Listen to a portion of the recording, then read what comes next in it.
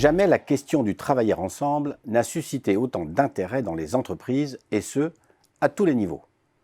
Mais si le travail collectif est aujourd'hui auréolé de toutes les vertus, son chemin est plus que jamais pavé de zones d'ombre et l'utilisation approximative de certains termes n'arrange pas les choses.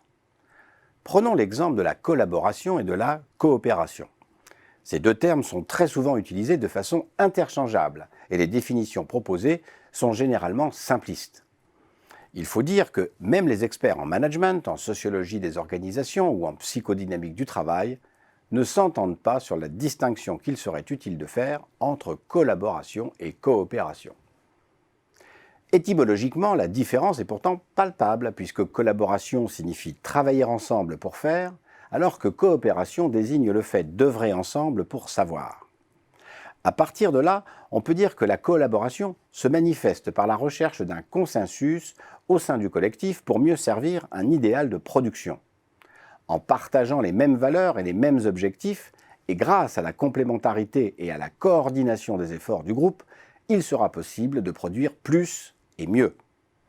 La collaboration est donc parfaitement compatible avec les dispositifs de déhiérarchisation et d'amélioration des conditions de travail ou de télétravail. Ce qui compte, c'est le respect mutuel de chacun et la défense des intérêts vitaux de l'entreprise. Le lean management répond parfaitement aux caractéristiques de la collaboration.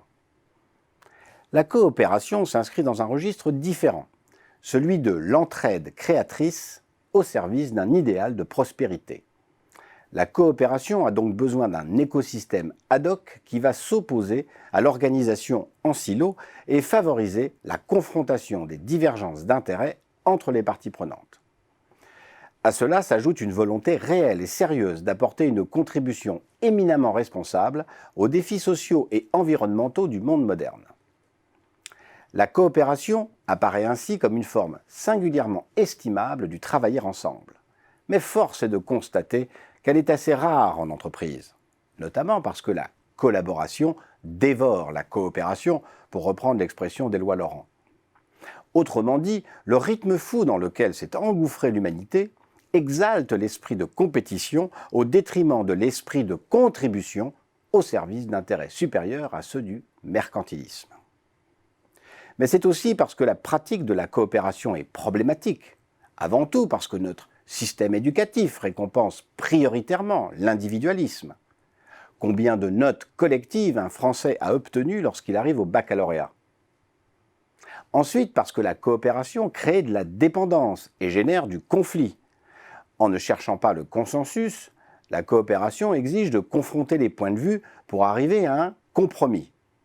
De plus, l'entraide au travail oblige les acteurs à être transparents sur leurs points faibles et il faut bien avouer que ce n'est pas toujours facile à assumer. Enfin, l'équité de la rémunération des membres d'un groupe de travail n'est jamais évidente à trouver. Le général de Gaulle a dit un jour « L'aventure personnelle est une passion enfantine ». C'est vrai, mais l'aventure collective a plus à offrir au monde qu'une simple superposition de compétences.